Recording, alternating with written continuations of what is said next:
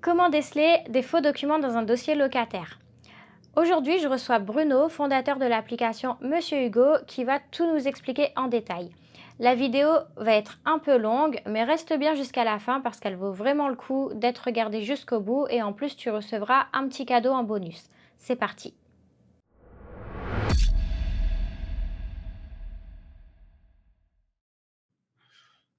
Salut Bruno. Salut Tatiana.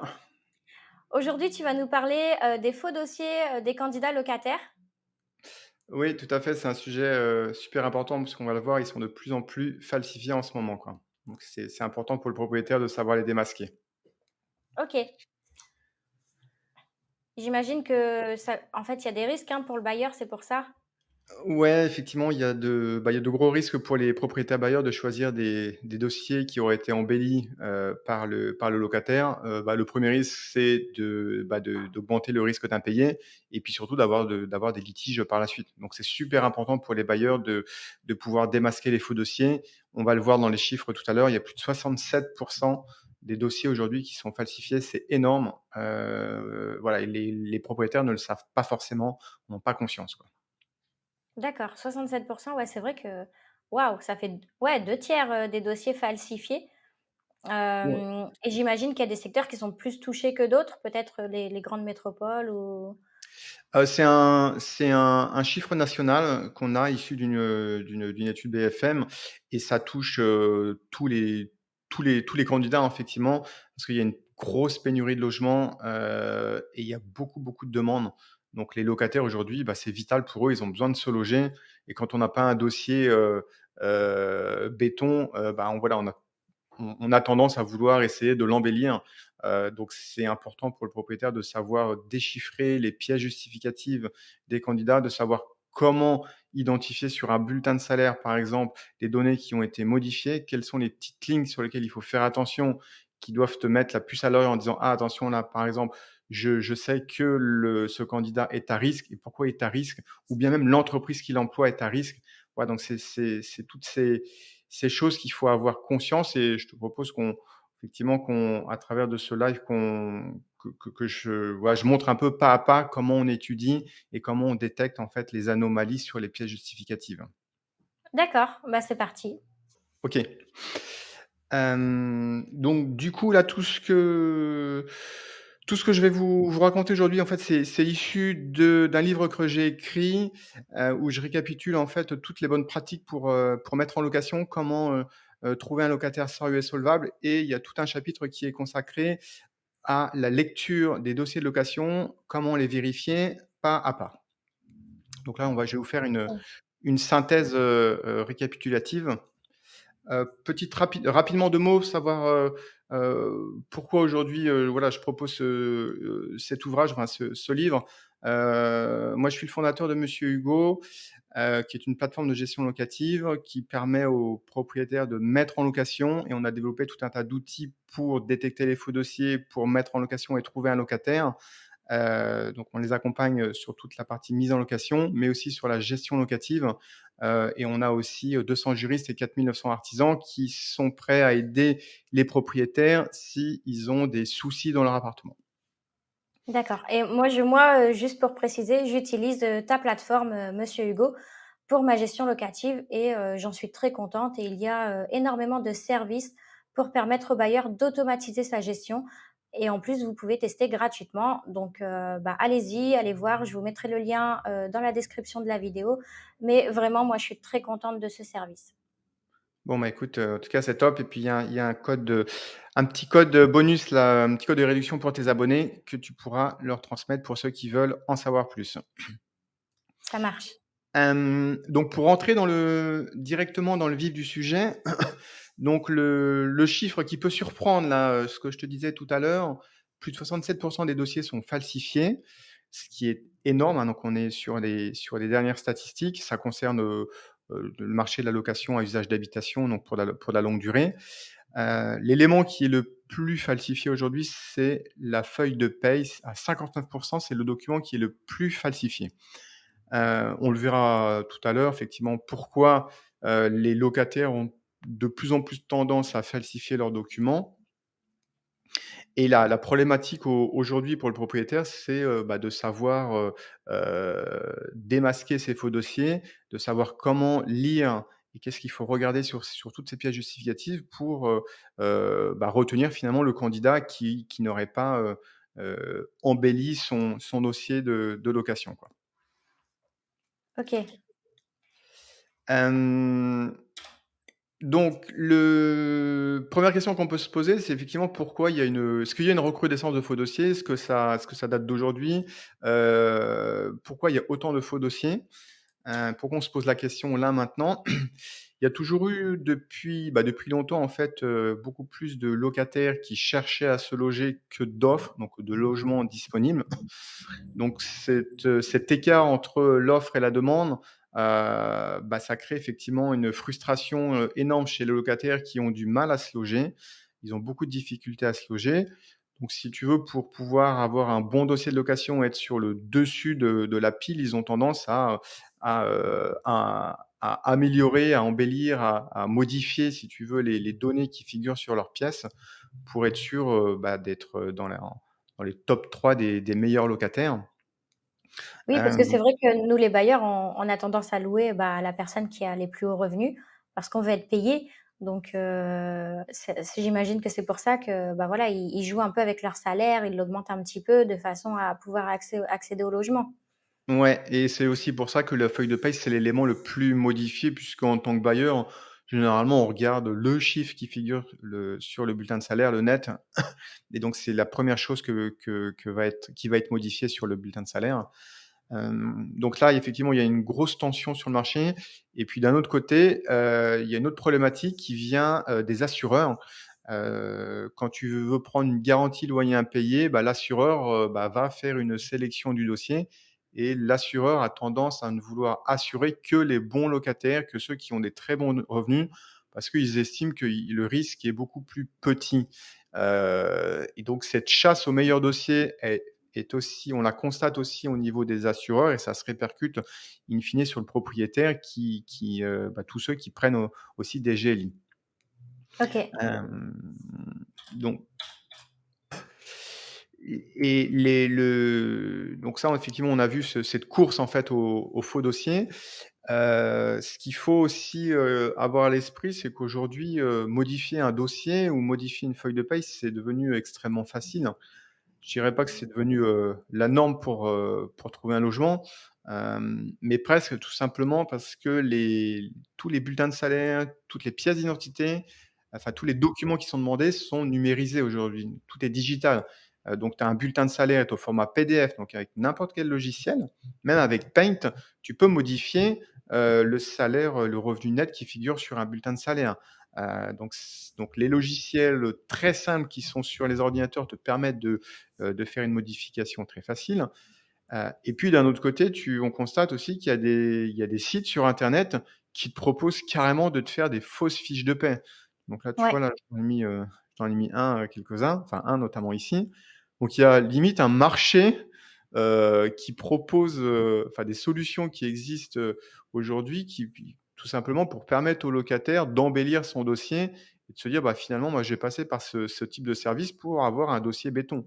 On vient un peu embellir la mariée avant de se marier, et donc on achète des prestations heu sur ce type de service. Donc c'est vrai que tout ça facilite, si tu veux, la réalisation de faux dossiers ou la modification des pièces, quoi.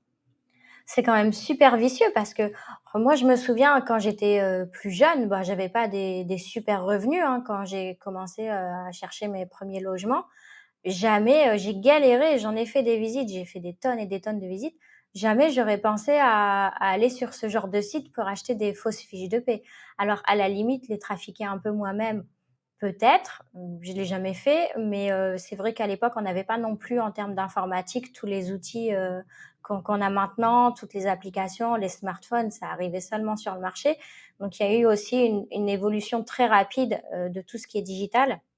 Donc nous, on n'avait pas accès, mais même ne serait-ce que penser à aller sur des sites internet spécialisés pour commander des fausses fiches de paie, enfin c'est quand même super vicieux et inquiétant parce que d'après ce que tu me dis, bah, en fait, c'est très développé. 2 tiers des dossiers, sont falsifiés.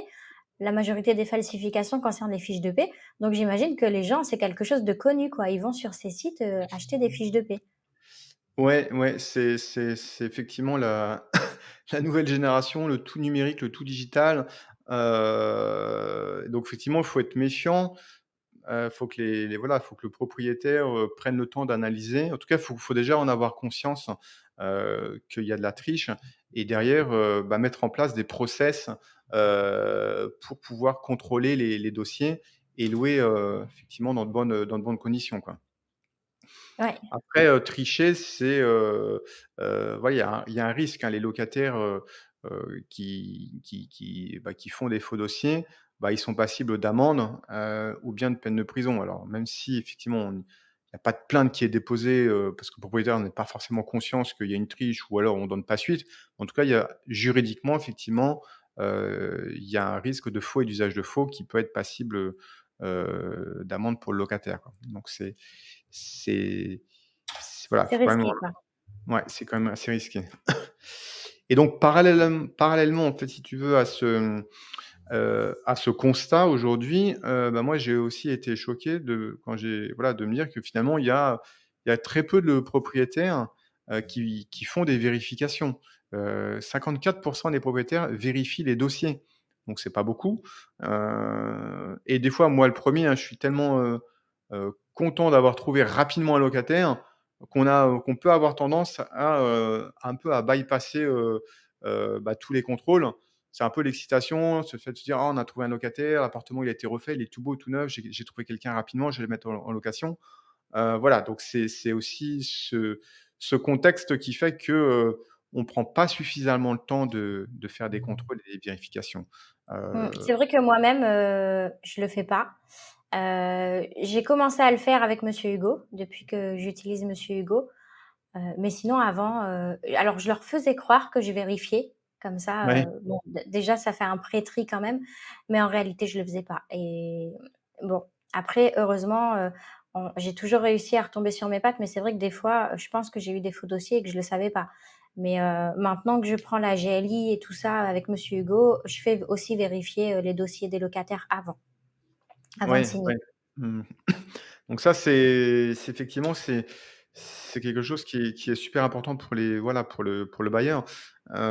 Et en fait, si on le fait pas, en gros, quel est le risque de ne pas vérifier, de ne pas être méticuleux dans le contrôle des dossiers?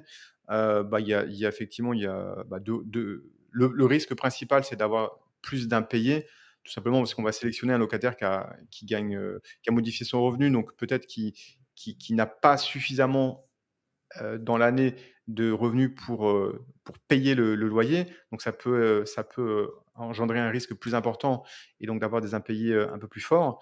Et derrière, bah, par rapport à ceux qui ont un crédit, voilà, bah, ça clairement, on peut être vite à défaut de trésorerie et avoir des difficultés pour rembourser son prêt, au niveau de la banque. Donc ça, c'est le Mais premier. j'imagine que, excuse-moi, je te coupe. J'imagine qu'en fait, les propriétaires le font pas, ils vérifient pas parce que, bah, déjà, ça prend du temps et en Mmh. plus, peut-être qu'il y en a qui savent pas comment faire. Certaines pièces peuvent être difficiles quand même à vérifier. Une quittance, tu appelles l'ancien bailleur, mais en fait, tu sais pas, hein, sur le numéro si vraiment tu as la personne, tu as l'ancien bailleur. En fait, ça peut être aussi quelqu'un qui se fait passer pour l'ancien bailleur. Mais tout ce qui est fiche de paye, impôts, tout ça, comme en France aussi, on n'ose pas trop aller chercher, on n'ose pas trop parler finances. J'imagine qu'il y a des propriétaires qui osent pas, appeler l'employeur ou aller vérifier, vraiment l'état financier, du candidat et qui ne savent pas comment faire sans appeler l'employeur, sans vouloir, s'immiscer, avoir cette sensation de s'immiscer dans la vie du locataire. Bah, comment faire pour vérifier un dossier locataire du coup? Ça peut sembler quand même complexe, d'un œil extérieur comme ça, pour un bailleur Ouais, privé. c'est vrai que tu as raison. Il y a le premier point, c'est que ça prend du temps, donc il faut compter un quart d'heure, 20 minutes, hein, si tu veux bien faire les choses par dossier. Et puis après le comment faire, comment on vérifie. Bon, c'est effectivement, c'est bon point pour toi que tu poses la question. On va le voir, juste après. Là, il y a 11 techniques en fait que je décris dans mon livre et qu'on va reprendre là de façon synthétique. Donc on va voir un peu, quelles sont les techniques et des outils qu'on peut utiliser, pour simplifier le contrôle de ces dossiers locataires. Et en plus, quand il y a des garants, bah, il faut aussi, vérifier les pièces, du garant et surtout du garant parce que c'est lui, contre qui on va se retourner s'il y a un défaut de paiement côté du locataire, quoi. Ouais, OK. Hem et donc le 2e donc le premier risque, c'est le fait d'avoir des impayés un peu plus, d'avoir plus d'impayés et le deuxième, c'est dans le cadre où vous avez pris une GLI, c'est de se voir refuser l'indemnisation par l'assureur, tout simplement parce que l'assureur, si vous avez un impayé, l'assureur vous dira à la fin, enfin, lorsque vous aurez un impayé: «Ah bah, désolé, on va pas vous couvrir parce que vous avez accepté un locataire avec des faux dossiers, avec des fausses pièces». Mais Donc la du coup, la GLI, elle vérifie pas, les dossiers au moment de la souscription. C'est au uniquement s'il y a un sinistre, donc typiquement un impayé, où là, la GLI, elle va regarder les documents. Mais quand nous, on signe une GLI, elle vérifie pas automatiquement ces dossiers. ouais, alors les assureurs du marché, la majorité des assureurs, en fait, les assureurs te demandent de constituer un dossier de location et d'avoir fait tous les contrôles, et vérifications nécessaires, donc de bien garder ce dossier sous le coude. Le jour où tu as un impayé, il faudra ressortir le dossier et c'est là que l'assureur va éplucher à fond, le dossier du locataire. Après, dans le cadre OK, par exemple, de la GELI que tu as souscrite via Monsieur Hugo, nous, on a mis en place une cellule de gestion qui va analyser pour toi, toutes les pièces justificatives, du locataire et la cellule de gestion va te mettre le tampon: «OK, le dossier, il est validé, il est conforme» et donc il ne pourra pas être rejeté par l'assureur. Donc ça, c'est un d'accord. service en plus qu'on a mis heu, pour s'assurer qu'il n'y ait pas de rejet. Après, ce n'est pas le cas partout, effectivement. Généralement, les assureurs ne veulent pas perdre du temps à vérifier, tous les dossiers. Donc c'est à toi de faire le job en amont, quoi. Donc si on n'a pas monsieur Hugo, toute la responsabilité, elle pèse sur le bailleur, en fait, par rapport à ces dossiers? Ouais, tout à fait. Dans la majorité des cas, c'est le bailleur qui est responsable. Donc nous, on a mis en place un garde-fou, mais normalement les assureurs, enfin voilà, nous on travaille avec Allianz, pour la GELI, même Allianz, tu vois, rejette la responsabilité. Donc nous, on a mis cette cellule, qui nous permet d'avoir le tampon de cette cellule, une fois que tu as le tampon, bah, le dossier ne peut plus être rejeté par l'assureur, donc par Allianz, si tu as un impayé demain. Voilà, donc Parce ça que c'est c'est une cellule, officielle? oui, oui, Toutes oui, les tout à fait. Oui, oui, elle a été homologuée, et certifiée par Allianz. Donc, dès lors que la cellule, elle tamponne le dossier, à ce moment-là, tu as plus aucun souci par la suite, quoi. D'accord, OK. Donc finalement, ce qu'on doit retenir, c'est, avec cette recrudescence de faux dossiers et le fait qu'on prenne quand même un risque de choisir un candidat qui aurait un peu menti sur ses pièces justificatives, bah, la problématique et l'objectif pour le propriétaire, c'est de savoir analyser correctement un dossier de location pour pouvoir choisir le candidat qui sera sérieux et sur lequel on n'aura, pas de problème. Donc dans tous les documents qu'on peut demander, donc là, c'est, une synthèse, c'est ce qui est fixé par, la réglementation. Je vais pas rentrer dans le détail, ça, parce que c'est des petites lignes et vous pourrez le retrouver dans le livre en téléchargement. C'est plutôt ce qui est important, c'est ce qu'on n'a pas le droit de demander. Donc les pièces interdites. Donc, ce qu'on n'a pas le droit de demander aux locataires, c'est tous les documents qui sont privés, type, carte d'assuré social, un dossier médical, un extrait de casier judiciaire. Voilà, ce sont des informations vraiment personnelles, donc ça, on n'a pas le droit de lui demander. Tout comme tous les documents bancaires. Des fois, on me pose la question: «Oui, mais est-ce que je peux demander le relevé de compte bancaire pour m'assurer que, des revenus?» Non, ça c'est interdit, on n'a pas à demander le RIB, on n'a pas à demander d'attestation d'absence de crédit en cours. Voilà, enfin, il y a tout un tas d'éléments autour de la banque qui sont interdits. Donc ça, par contre, il faut vraiment être vigilant, il ne faut pas le demander, parce que Alors derrière déjà, moi, je suis dans l'illégalité parce que dans les documents, que tu me présentes, il y en a au moins 3 que je demande. ouais, Alors moi, on m'a toujours dit qu'en cas de procédure d'huissier, la carte d'assuré social, le numéro de sécurité sociale te permettait de retrouver, la personne, peu importe l'endroit où elle se trouve, son numéro, de sécurité sociale, sauf cas exceptionnel, mais sinon il peut pas changer et ils l'ont oui, à vie, il est attribué à vie, donc c'est un moyen de tracer la personne si tu veux le mettre quand même en procédure. Donc ça, Et je ça, sais que c'est pas cette carte, tu vois, le numéro de sécurité sociale, tu le retrouves sur le bulletin de salaire. Donc si tu vois juste d'accord, le numéro, je parle uniquement du numéro, ouais, tu le retrouves sur le bulletin de salaire.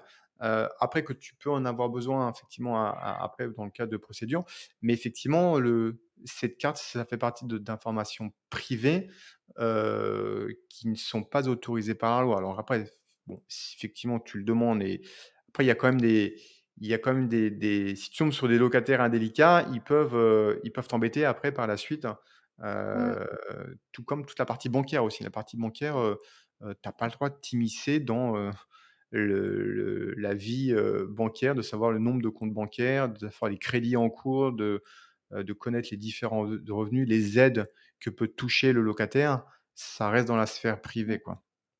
Après moi, le RIB, je le demande moi aussi, mais en fait, souvent, je le demande à l'occasion d'un remboursement de trop perçu. Donc dans ces cas-là, ils te le donnent parce qu'ils veulent qu'on leur rembourse. Oui. Donc Mmh. je le demande pas systématiquement à la signature. Par contre, j'exige, dès la signature qu'ils mettent en place le prélèvement automatique, Mmh mh. maintenant que je passe par monsieur Hugo. Alors après, une fois que le bail est signé, ils ont la liberté de ne pas le faire, mais ça met tout de suite des mauvaises relations avec le bailleur. Donc moi, à la visite, je leur dis, voilà, il y aura, des frais de dossier, donc pour compenser le fait qu'on signe en ligne avec DocuSign, c'est un service payant, donc je le facture au locataire. Puis si moi je signe et qu'eux, ils se rétractent, ils signent pas, bah, moi j'ai payé DocuSign pour rien aussi. Oui. Donc ça Mmh. maintenant je le facture au locataire, mais je leur dis à la visite: «Voilà, il y aura 20 € de frais de dossier, il faudra mettre en place le prélèvement automatique et bah, là on voit si ça coince, je leur loue pas Mmh. et puis c'est tout. Mais du coup, comme c'est dit dès la visite, bah, c'est ou ils acceptent et ils ont le logement ou ils acceptent pas et puis, moi je passe au suivant, il y a pas de souci. Comme tu dis, on est quand même en position de force parce qu'on a plus de demandes que d'offres. Donc on a encore ce loisir de pouvoir choisir notre locataire. Donc si on voit que ça va poser souci, ben, on passe au suivant et puis c'est tout, quoi. Ça nous permet aussi de faire du tri, dans les candidats. Oui, tout à fait. Bon, donc effectivement, généralement, les locataires vont pas se plaindre, hein, mais en tout cas, si tu veux, si tu tombes sur des locataires qui sont, juste pas contents parce que tu les as pas retenus et qu'ils t'ont fourni, leur relevé bancaire, par exemple, bah, tu vois, voilà, au niveau réglementairement, effectivement, bah, tu peux être poursuivi ou avoir des amendes jusqu'à 3 000 € parce que tu as demandé des documents qui n'étaient pas autorisés. Mais ça, effectivement, il faut que le locataire fasse les démarches et cetera. Mais voilà, ça, effectivement, c'est ce que dit la réglementation. Donc voilà, il faut bon, après dans les faits, ça se produit pas, sauf si tu tombes sur un énergumène ou un locataire où ça s'est très mal passé lors de la visite ou qu'il a pas été pris. Voilà, après on ne sait pas comment ça peut se passer. Mais voilà, en tout cas, voilà, faut quand même aussi être aussi un petit peu méfiant, en amont au niveau du propriétaire. C'est pour ça que c'était important Ouais, que on puisse partager effectivement les documents qui sont pas autorisés. ouais, c'est vrai que là, tu me l'apprends, hein, que le propriétaire peut être condamné, juste parce qu'il a demandé, ce document. C'est quelque chose que bon, on se dit: «On n'a pas le droit, mais on le fait quand même», mais finalement on n'a pas forcément conscience que derrière on peut avoir une condamnation pour ça.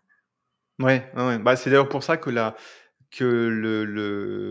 il y a des lois qui précisent les documents autorisés. Parce qu'ils se sont embêtés à faire ça pour bien spécifier le cadre réglementaire des documents autorisés et donc qu'est-ce qui se passe si tu demandes un autre document? Ils ont mis des sanctions. Ouais, c'est aussi Ouais, le fait que ça soit réglementé. Si c'était pas réglementé, tu ferais ce que tu veux, il y aura pas de sanctions et tu pourrais demander tout ce que tu veux.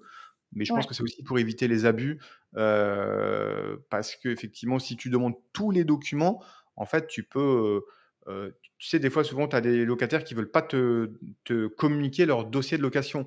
Ils préfèrent te l'amener, le jour de la visite, ils veulent pas te le transmettre par email parce qu'il y en a plein qui ont peur, bah, qu'avec ces documents-là, tu peux tout faire. Tu peux ouvrir un compte bancaire, tu peux ouvrir des abonnements téléphoniques, faire tu peux prendre souscrire à des prêts. Enfin, tu vois, avec tout ça, d'accord. c'est ta vie, en fait. Si tu transmets un peu ta vie avec tous ces documents-là, tu peux ouvrir, un peu, pas mal de comptes à droite à gauche.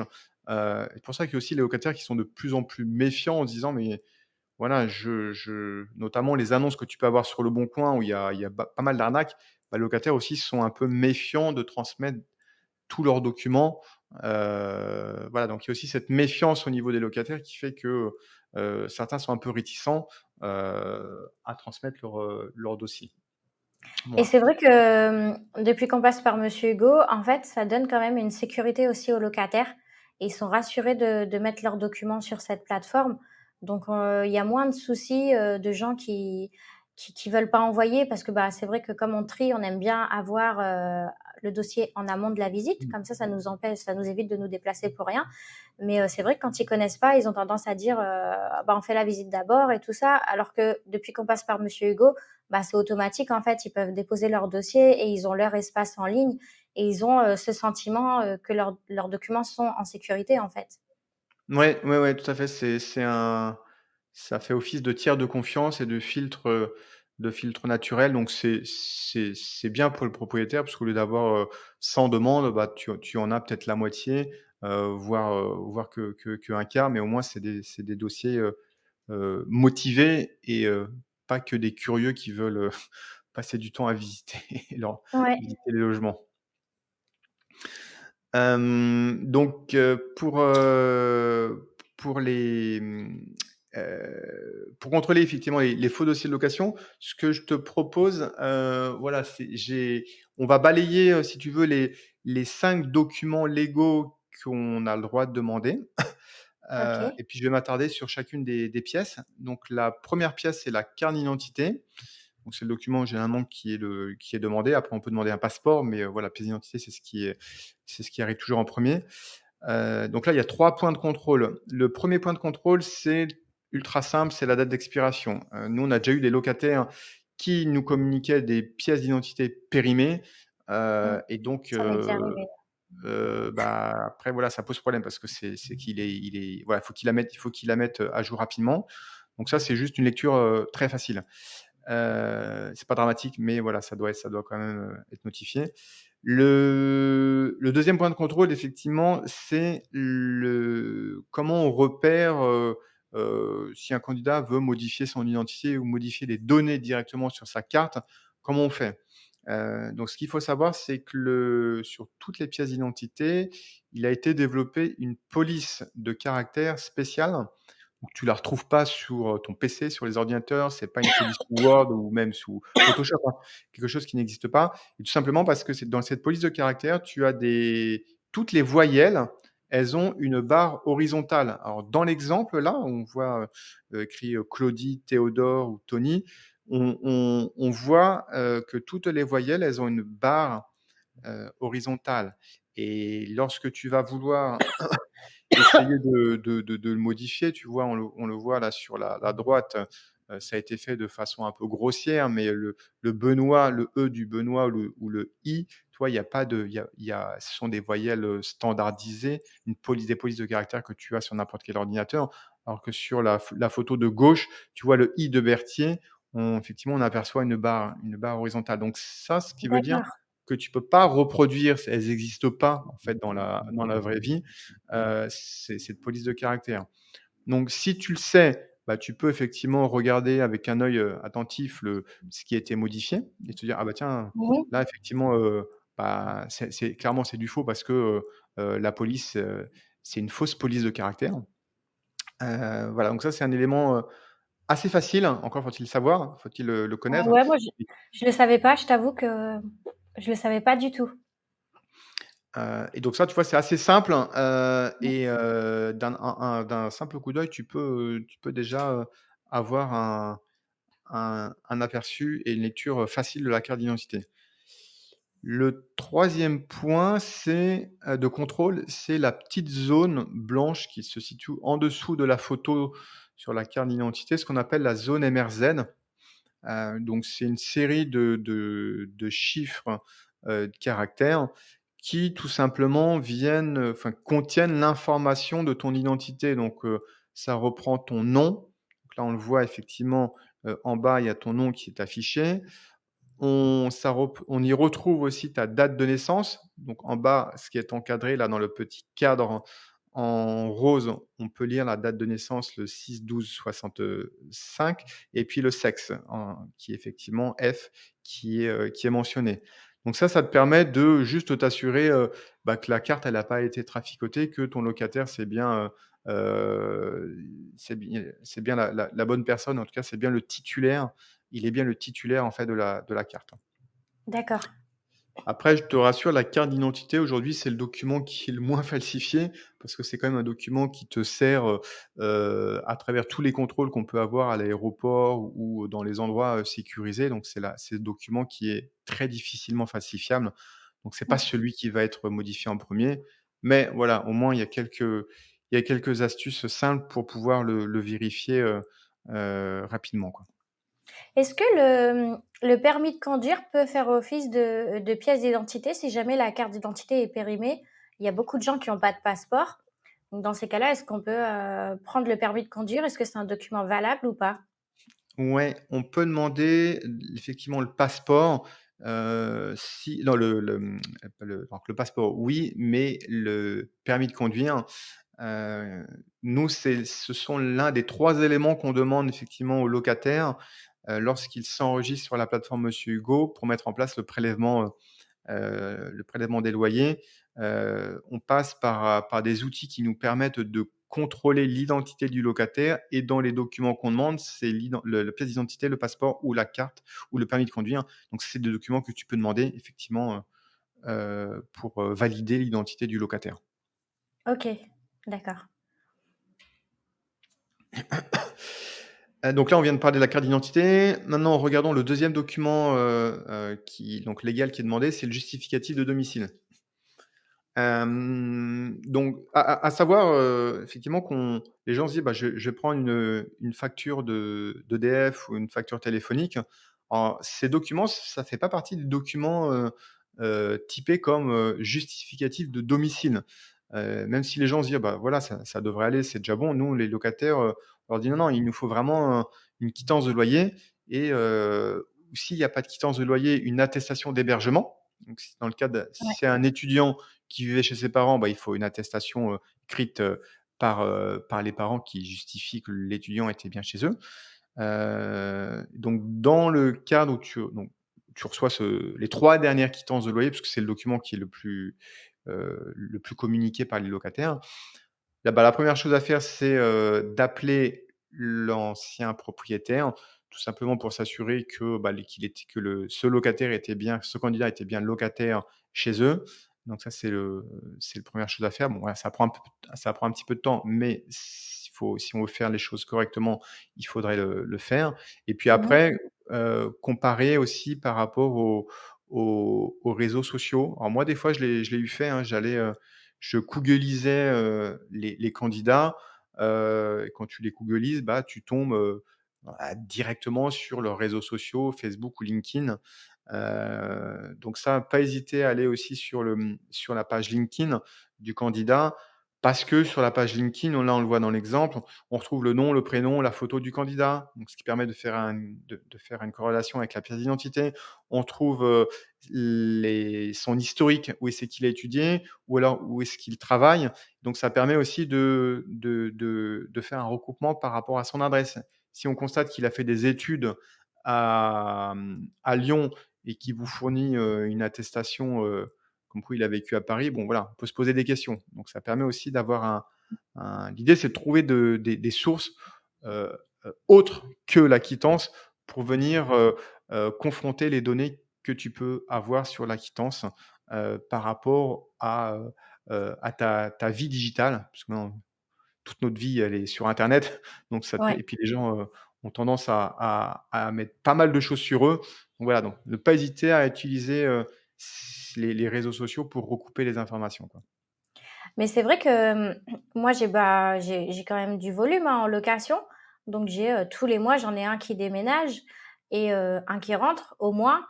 Et en fait, ça m'est jamais arrivé qu'un autre propriétaire m'appelle pour vérifier, les quittances de loyer. Je pense Mmh. que et même moi, hein, clairement, avant d'avoir monsieur Hugo, j'ai jamais vérifié un seul dossier. Bon, je demandais à quelqu'un de le faire pour moi, mais je suis pas sûre que c'était vraiment fait en réalité. J'ai jamais appelé un bailleur et jamais un autre bailleur ne m'a appelé.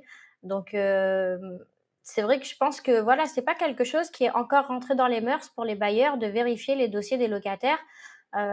Surtout comme tu dis, il y a surtout la nouvelle génération qui est confrontée, à tout ce phénomène, toute cette ampleur des réseaux sociaux, de la digitalisation. Donc ils sont peut-être beaucoup plus à l'aise que nous avec ces outils-là Et les bailleurs, je pense surtout aux gens qui sont retraités, bah, pour eux, ça, c'est juste inimaginable qu'on puisse, modifier comme ça ces documents, aujourd'hui avec internet. Donc Mmh. il y a pas encore cet automatisme des bailleurs de vouloir vérifier, les dossiers ou de même savoir que ça existe, qu'on peut les vérifier.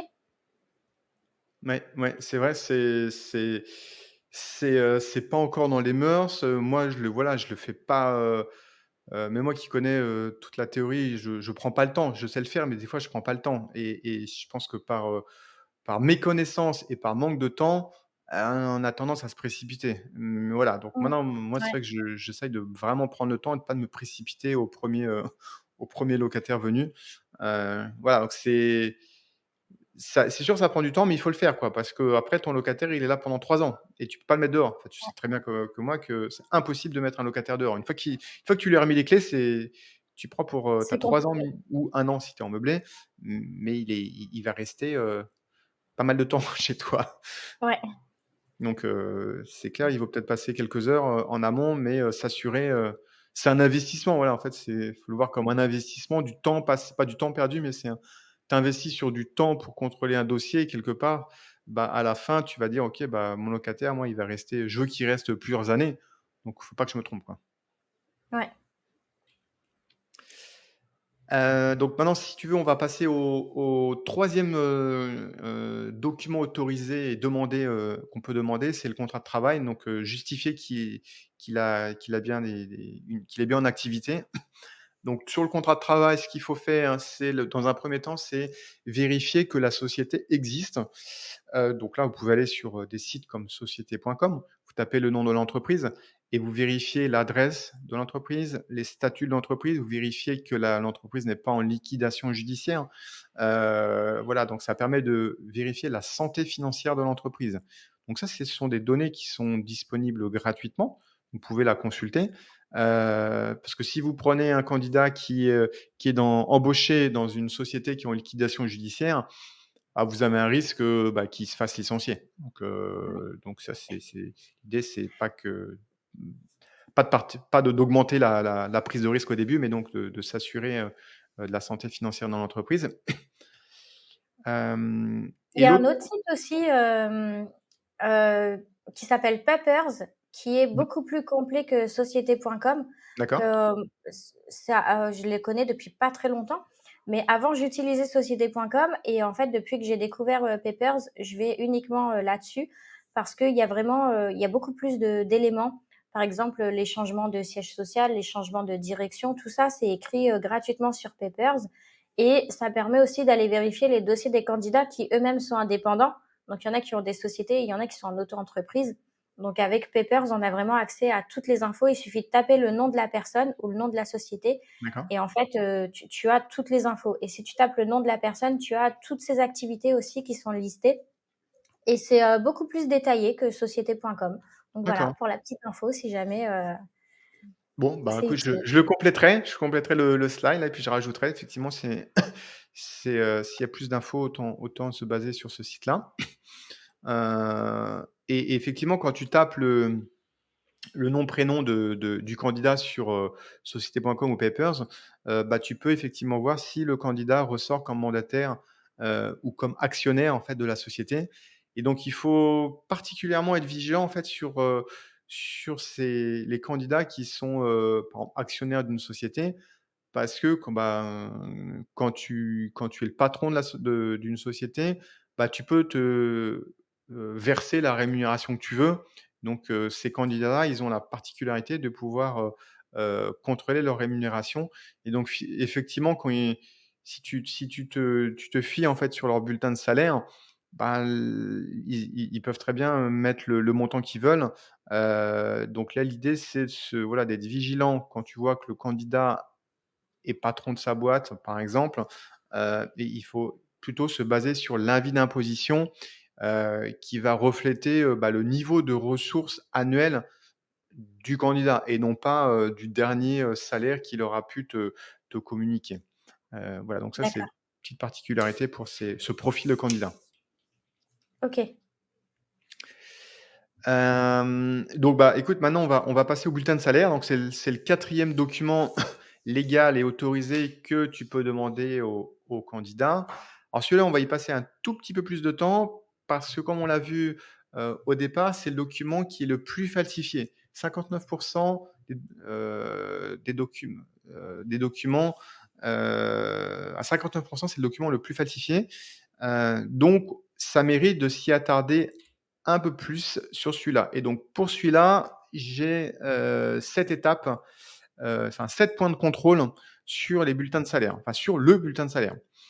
Donc quand tu demandes le bulletin de salaire, généralement, tu demandes les 3 derniers bulletins de salaire et donc tu Ouais, vas, donc là, si on prend l'exemple, où on voit le bulletin de salaire du mois de juin et le bulletin de salaire du mois de juillet, ce qu'il va falloir regarder parce que ce sont des données que les candidats ne pensent pas à modifier, c'est ce qu'on appelle le net fiscal. Le net fiscal du mois ou le net fiscal cumulé. La seule chose généralement que le candidat va modifier, c'est le net à payer. Donc là, ça c'est généralement c'est le chiffre en gras, en énorme qui apparaît sur le bulletin de salaire.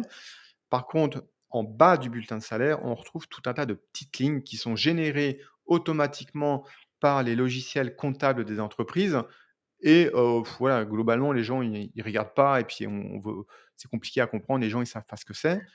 mmh. Mais ce qu'il Oui, faut c'est savoir, ça. c'est que Surtout aussi depuis qu'ils ont mis, le prélèvement à la source et tout ça, enfin c'est encore plus compliqué qu'avant, de calculer tous ces éléments et la majorité des gens ne savent pas, ce que ça veut dire en fait le net fiscal, l'impôt à la source. Enfin l'impôt à la source, ça ils savent que c'est ce qu'ils doivent payer, mais le calculer c'est super compliqué et pour un bailleur et pour un particulier, qui veut modifier sa fiche de paie lui-même. ouais, donc c'est sûr que si tu es pas expert comptable, tu vas pas du tout rentrer dans ces chiffres-là. Tu vas te contenter de modifier le net, hein, c'est parce que c'est ce que tu vas regarder en premier, combien il gagne, effectivement. Alors que si tu prends la peine de regarder le net fiscal, l'idée c'est tout bête, il suffit de faire une addition. Tu prends le net fiscal du mois de juin, que tu additionnes au net fiscal du mois de juillet et tu dois arriver au net fiscal cumulé, tout simplement parce que ça suit d'un mois à l'autre.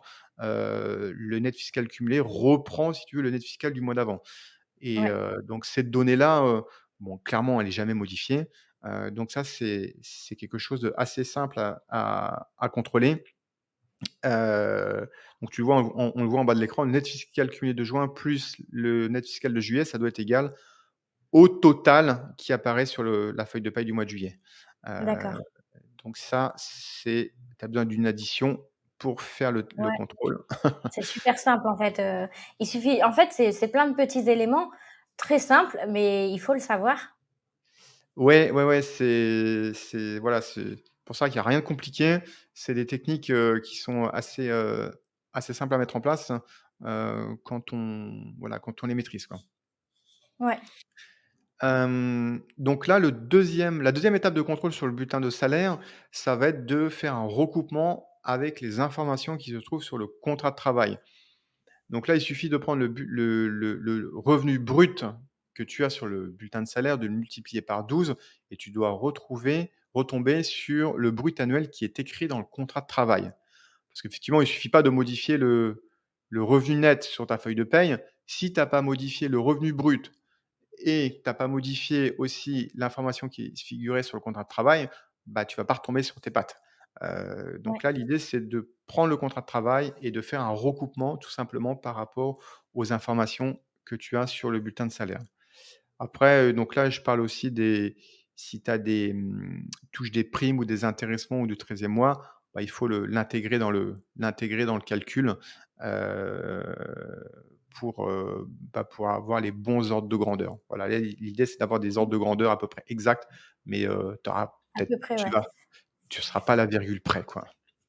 Ouais, parce que 13 mois, c'est écrit dans le contrat de travail. Par contre, les revalorisations de salaire, ça, c'est pas forcément écrit, donc c'est un peu plus difficile à évaluer. Mais Oui. ouais, c'est Mmh. à peu près. Ouais, mais déjà les ordres de grandeur, si les ordres de grandeur sont bons, bah, c'est que voilà, c'est que tu as pas trop de de soucis à te faire. Dans tous les cas, faut pas trouver moins. Si tu trouves moins, c'est qu'il y a un problème. Ouais, ouais, c'est voilà, il faut ouais, c'est ça. Il faut quand même qu'on reste dans ces ordres de grandeur-là, ça sinon c'est que le salaire sur la c'est le salaire sur le bulletin de salaire a été modifié, donc tu vas pouvoir le voir, rapidement. Et donc la troisième étape effectivement, c'est de faire un contrôle de cohérence entre le salaire brut et le salaire net. Donc là, il y a ça dépend en fait de ton profil, du profil du salarié. Par exemple, si tu es un salarié non cadre, bah, tu vois que quand tu multiplies le salaire brut par 0,75, donc ce coefficient adapté au non cadre, bah, ça doit te donner le salaire net. Si tu es un salarié, cadre, tu multiplies par 0,78 le brut et tu dois retomber sur le net. Et pour les fonctionnaires, tu as un ratio de 0,85. Donc ça te permet OK, déjà de te dire, «Ah OK, le salaire net, il est cohérent par rapport au brut», qui figure sur le bulletin de salaire. Donc il faudra effectivement après je parle des indemnités, donc s'il y a dans certains cas, le candidat peut avoir des indemnités, donc il faut rajouter, les indemnités au calcul, tout simplement, quoi. OK. Ah ouais, tu vois, alors moi, j'ai pas beaucoup travaillé en France, et en fait, je savais pas que, bah, les charges, les cotisations sociales étaient différentes pour les non-cadres, les cadres et les fonctionnaires. J'avais toujours entendu dire que les fonctionnaires gagnaient plus, mais sans savoir vraiment pourquoi. Et c'est vrai que quand on me présente une fiche de paie française, bah, tu montres le net, le brut, moi je suis incapable de le calculer. Donc c'est Ouais, en fait, ouais, c'est très c'est simple, c'est très simplifié ce que tu proposes, et en fait, on peut le faire très facilement, quoi. voilà, donc toujours dans l'idée de vérifier là, l'objectif, c'est de vérifier le salaire net par différents moyens, en s'appuyant sur différents, supports comme le contrat de travail ou l'avis d'imposition ou des calculs que tu peux faire à la main comme ça. Donc ça, c'est important de le faire. Donc si tu as une calculatrice, normalement, ça doit pouvoir être à la portée de tous. Bah, aujourd'hui, tout le monde en a une dans son smartphone, donc Oui, normalement, c'est pas compliqué. Quand faut-il le prendre le temps de le faire. Donc l'autre étape, toujours pour vérifier le bulletin de salaire, c'est, de faire une vérification avec l'avis d'imposition. Là aussi, ça va être assez simple. Tu prends le revenu net qui figure sur le bulletin de salaire, tu multiplies par 12 et ça doit correspondre à peu près au revenu imposable déclaré sur l'avis d'imposition. OK. Puisque tu sais, tu payes des impôts sur le net, hein, finalement. Donc ça doit à peu près correspondre aux éléments qui figurent sur l'avis d'imposition. Donc OK. tu vois, finalement, le net, ton revenu net, il est corrélé et il est dépendant de tous les documents que tu peux demander à côté. Et là, ce qu'on fait, c'est de trouver la cohérence entre, le bulletin de salaire et tous les documents. Puisque quand le locataire voilà, maîtrise pas forcément tous les chiffres et son premier réflexe, lui, c'est juste de modifier le salaire net sur le bulletin de salaire, quoi. Ouais. Bon et puis la dernière étape qui consiste à contrôler la date d'entrée, donc parce que tu as la date d'entrée qui figure sur le bulletin de salaire, donc là tu peux aussi le comparer à celui qui figure sur le contrat de travail. Donc ça c'est intéressant parce que, bah, si le candidat te dit: «Oui, moi je suis en CDI depuis 2 ans», bon OK, c'est plus rassurant que quelqu'un qui te dit, «Je viens de commencer, mon CDI, je suis limite encore en période d'essai». Donc tu vois, tu vas peut-être Ouais. plus t'orienter vers quelqu'un qui a de l'ancienneté parce qu'il a un boulot stable. Donc voilà, donc contrôler la date d'entrée, c'est aussi un moyen de se rassurer et de prendre un candidat qui a qui a le plus de chances effectivement de rester sur du long terme dans sa société, quoi. Ouais, et puis, ben, ça permet de voir si la c'est encore un élément sur la fiche de paie qui te permet de voir si elle a été modifiée ou pas. Ouais. OK. Donc là, toujours en restant sur le bulletin de salaire, tout à l'heure tu parlais du numéro de sécurité sociale.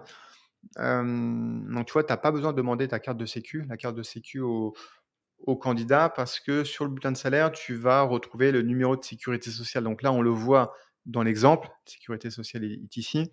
Et donc là, bah, si tu veux faire un contrôle simple, tu vas te baser, par rapport à la carte d'identité.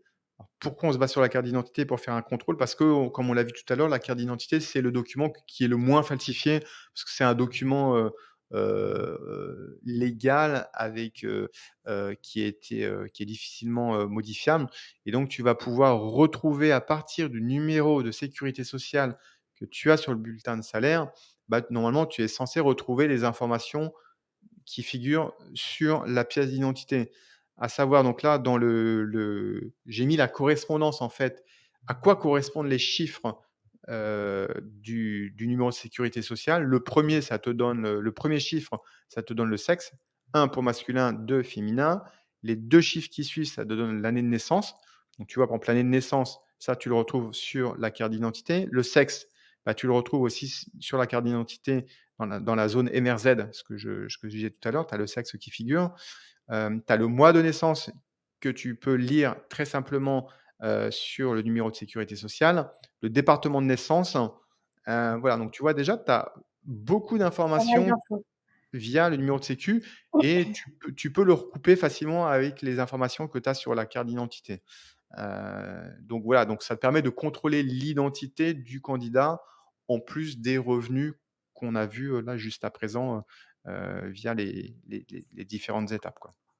Alors ça marche si la personne, travaille en France, si la Mmh mh. personne est frontalière, donc dans toutes les zones frontalières, la Belgique, le Luxembourg, la Ouais, Suisse, toutes ces zones-là, bah, du coup, sur les fiches de paie, il y a pas les numéros de sécu. Donc c'est vrai que c'est pour ça que j'avais pris l'habitude aussi parce que moi, je loue beaucoup en zone frontalière ouais, et j'avais pris l'habitude de demander, bah, l'attestation de sécurité sociale ou la d'accord. copie de la carte vitale. Mais bon, après ça concerne, un candidat sur, peut-être un candidat sur 100 ou sur 1000, hein. C'est vraiment une minorité. Mais voilà, faut juste savoir que quand les fiches de paie viennent de l'étranger, il y a pas le numéro de sécurité sociale Mmh. français dessus. Ouais, exact, tu as raison. Mais sinon, c'est vrai que c'est bien pratique et ça évite de demander un document qui serait pas légal, au locataire. Ouais. Donc là, ici, on va rentrer dans les petites lignes du bulletin de salaire. Alors, on va pas se palucher toutes les lignes, de charges, sociales, sécu mutuelle et autres. Mais là, je vous ai mis en évidence, en rouge, une des lignes qui peut, vous faire tilter, notamment, les candidats qui, auraient d'éventuelles saisies ou oppositions sur salaire. Donc on le voit écrit saisie arrêt du tribunal. Donc ça, lorsque vous voyez ce type de ligne-là, il faut savoir que c'est un critère d'exclusion pour la garantie loyer impayé. C'est-à-dire que le candidat, en gros, il a des difficultés, et qu'il a eu des saisies sur compte, sur son bulletin de salaire. Voilà, donc si vous prenez une GLI, une garantie loyer impayé, en tout cas, ça c'est pas un candidat à Il retenir faut parce pas. que l'assureur va, le disqualifier, d'emblée, quoi. Et dans ces petites lignes-là, on voit aussi souvent, les avances sur salaire. Mmh. Est-ce que s'il y a des avances sur salaire, c'est aussi, disqualifiable pour les GLI ou pas? Non, les avances sur salaire, c'est quelque chose qui est autorisé, par la loi. Tu as le droit, enfin le locataire, le candidat, un salarié a le droit de demander une avance sur salaire. Après il a voilà, pour ses propres raisons. Ça ne veut pas dire qu'il est en difficulté. Ça veut juste dire qu'il a besoin d'une avance parce qu'il a besoin d'avoir beaucoup de trésorerie, peut-être pour un investissement ou pour acheter quelque chose, je ne sais pas. Mais ça, c'est pas des choses, qui témoignent qu'il soit en difficulté, particulière, quoi. D'accord, donc c'est pas exigible par la GLI, qu'il y ait pas d'avance sur salaire. Par contre, enfin moi je sais que ça peut paraître intrusif, mais quand je vois, qu'il y a, 3 fiches de paie et qu'il y a 3 avances sur salaire, bah, je leur demande pourquoi. Oui, alors, bah, ça par contre, voilà, tu as le droit de leur demander. Après, de toute façon, dans tous les cas, il faut, avoir une justification du candidat. Voilà, après si ça te paraît, cohérent et plausible et acceptable, bon, bah, après voilà, si le candidat il te paraît, sérieux et que son argumentation tient la route, voilà, après tu peux le retenir. En tout cas, Ouais, ça aura pas d'impact sur la GLI, quoi. OK. Alors, le dernier document, parce que là, ça fait 4 documents qu'on a vus. On a vu la pièce d'identité, le justificatif de domicile via les quittances. On a vu le contrat de travail, le bulletin de salaire. Maintenant, on va regarder l'avis d'imposition, parce que c'est le dernier des documents. Donc pour rappel, ça ressemble à ça, hein. On a tous le même document. Donc ce qu'il faut regarder sur l'avis d'imposition, c'est le total des salaires à assimiler, donc c'est l'ensemble des revenus, qui sont perçus par le locataire. Donc ça, ce sont bien sûr des revenus, le revenu annuel, en net, hein, qu'il faut regarder. Donc là, comment vérifier ce chiffre? Là, il y a solution simple, qui peut être, le 1 c'est de se dire, basons-nous déjà sur le contrat de travail, voyons s'il y a si on retrouve bien on retrouve bien le montant. Regardons aussi par rapport au bulletin de salaire, en multipliant le net par 12 et en intégrant, les autres primes et autres, on devrait arriver là-dessus. Donc voilà, donc c'est un des documents qui permet de recouper les revenus avec les autres qu'on a vus à l'instant.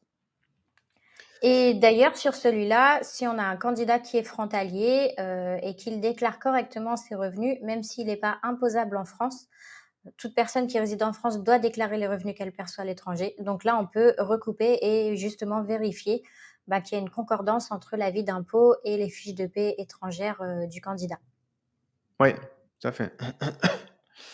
Tout à fait, ouais. Toi, tu as une petite expérience avec les frontaliers, donc Oui, c'est bien, tu peux nous en faire part.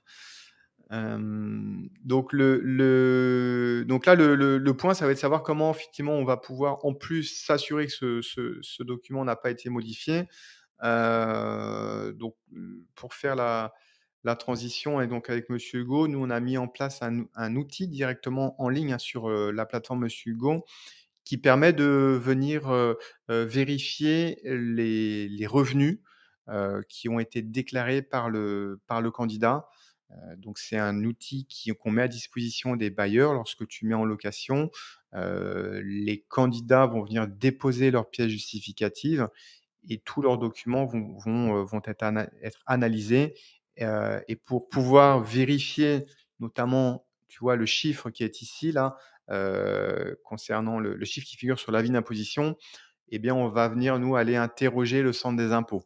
Parce que il faut aller à la source et la source, c'est au niveau des centres des impôts et donc nous, l'outil qu'on a mis en place va directement venir interroger le partenaire avec qui on travaille, qui est le ministère du Logement et ça va nous permettre d'aller recouper directement, les revenus du candidat avec ceux qui sont enregistrés au niveau du centre des impôts.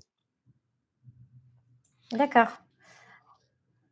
Donc là, on est sûr que, avec monsieur Hugo, on n'a pas de soucis et qu'on est en sécurité. Merci Bruno pour ta démonstration très complète. Si tu utilises déjà l'application Monsieur Hugo, tu peux faire valider tes dossiers directement sur cette application.